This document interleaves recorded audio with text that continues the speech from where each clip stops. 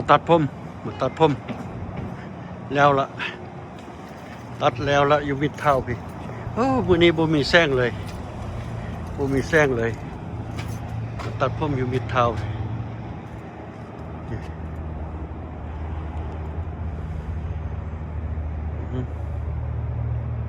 โอเคเดี๋ยวบัดนี้สิไปเอาฟุนเทนไปเอาฟุนเทนนะบอกเขาเราว่าสิไปเอาโมงครึ่งเขานัดกันกับเข้าโมงครึ่ง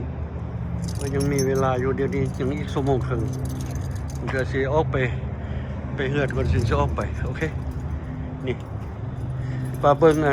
แว่นตาได้ว่าสิตัดแว่นตาได้500 ปลายไหมพอตัดอยู่เลแบนเลยแว่นตาเลแบนตัดให้มันเป็นtransaction 500 ปลายโอเคนี่การถ่ายนี่ iPhone 17 ลองถ่ายเบิ่งว่าวิดีโอมันสิเคลียร์ขนาดใดวิดีโอมันสิเคลียร์บ่ลองถ่ายเบิ่งถ่ายใน iPhone 17 ลองเบิ่งว่ามันเคลียร์บ่เนาะเฮ้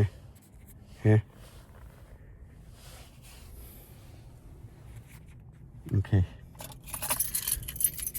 ไปกลับบ้านก่อนยังมีเวลาอยู่บางทีสิไปยังมีเวลาอยู่มันมีเวลาว่าสิไปเอาฟุนท่านนี่แหละโอเคกลับไปบ้านก่อนแม่หนึ่งเดี๋ยวอาบน้ำก่อนตัดผมขันไข่ไหมโอเคเอาไปเอาโซฟามาไปเอาข้าวฟุนท่านมานี่ซื้อฟุนท่านเราเข้ามาแปลงเอาเนี่ยซื้อฟุนท่านมาไปเอาฟุนท่านมาแล้ววันนี้เสียมาใส่สิแปลงเอาเข้าไปเบิ่งไปเอาไปซื้อทุ่งขี้เหงื่อให้เพิ่นก่อนอยู่วอมากสั่งซื้อทุ่งขี้เหงื่ออยู่วอมากมาให้เพิ่นก่อนโอ้ยตายแม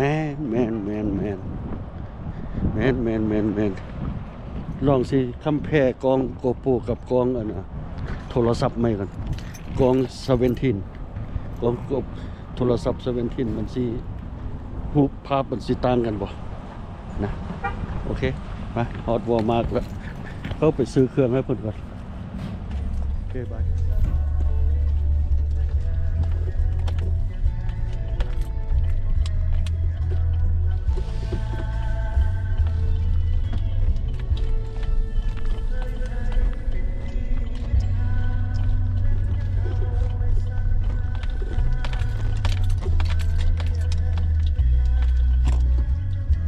กำลังสิออกไปไปเบิ่งleader sticky leader นั่งที่มันติดสิมาติดโซฟาด้วยหนึ่งเพราะว่ามันยักเก่าด้วยหนึ่งยักค่าด้วยหนึ่งไปเบิ่งอยู่หันค่ายคือleader พุ่นมันเฮ็ดเบาะนั่งหั่นน่ะโอ้ยไก่เติบสิเข้าไปเบิ่งในหันเบิ่งว่ามันสิค่ายให้บ่น้อยหนึ่งต้องได้น้อยเดียวนึงนะออกบ้านนี่ละสิคำละเดี๋ยวจังมง4 โมงครึ่งสิคำละturning dark every day every fast นะ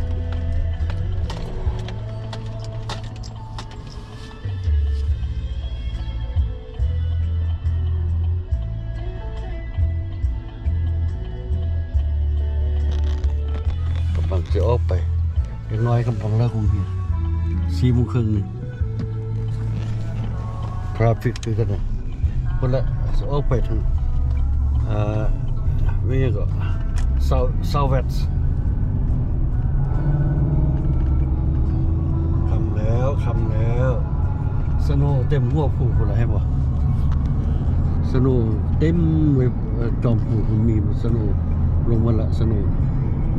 เข้าเพื่อหมดละสโนว์เต็มจอมผู้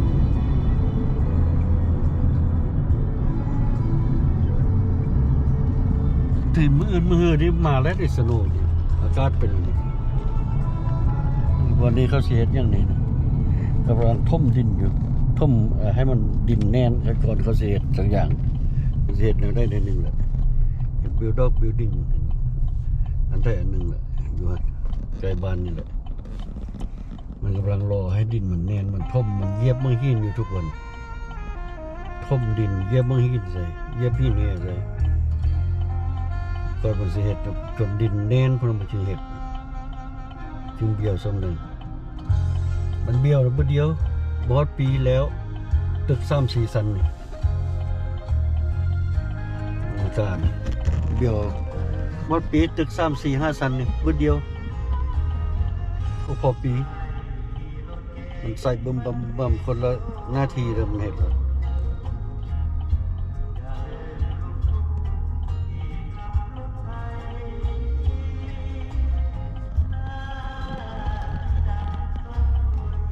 บ่มีลิขสิทธิ์ดอกเพลงฟังไปเลยโนลิขสิทธิ์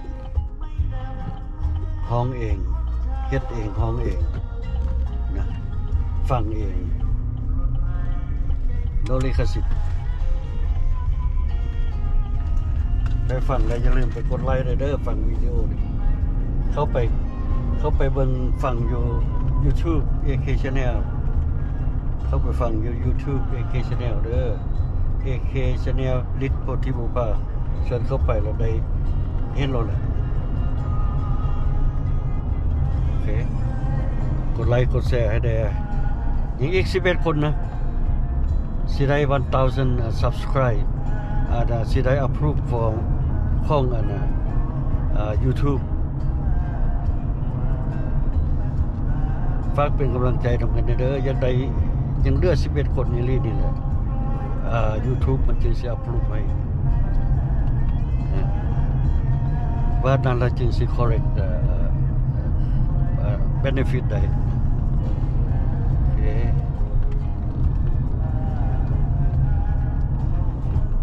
ฝากเป็นกำลังใจ subscribe ให้ได้อีก11 subscribe นะได้เลยนี่โอเค YouTube มัน approve ไปโหลดโอเคเอาไปขับรถ4 โมง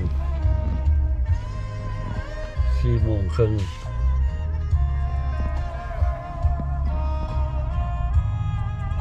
สิออกไปเพิ่นละหันจักมันปิดแล้วบ่จัก4 โมงครึ่งว่าที่ปิดแล้วโอเคไปลองเบิ่งนี่แหละรถนี่เป็นหมู่นี่ออกมามันออกมาแต่มันเลิกการได้เพิ่นว่าทางล่างพุ่นสันดาวเท่าออกมาแต่ดาวเท่าความมันไล่รถเดี๋ยวนี้นี่ทราฟิกขนาดเดี๋ยวนี้รถมันไล่ขนาดนี้ออกมามันเลิกการที่ดาวเท่ากลับบ้านกลับส่งคือที่นั่นแหละจึงว่ารถไล่บางอยู่เมืองไงก็ดีรถไล่กันนี่มันทราฟิกเนี่ยชุดอยู่บนได้กับทราฟิกมันแสดงมาเมืองคนมาอยู่ไล่คนเยอะย้ายเข้ามาอยู่ไล่มันไล่คนเข้ามาอยู่ไล่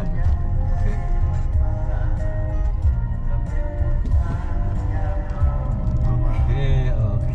นี่ใกล้สิฮอดฮันลีเดอร์เข้าเฮ็ดกับลีเดอร์เฮ็ดกับนั่งกับนั่ง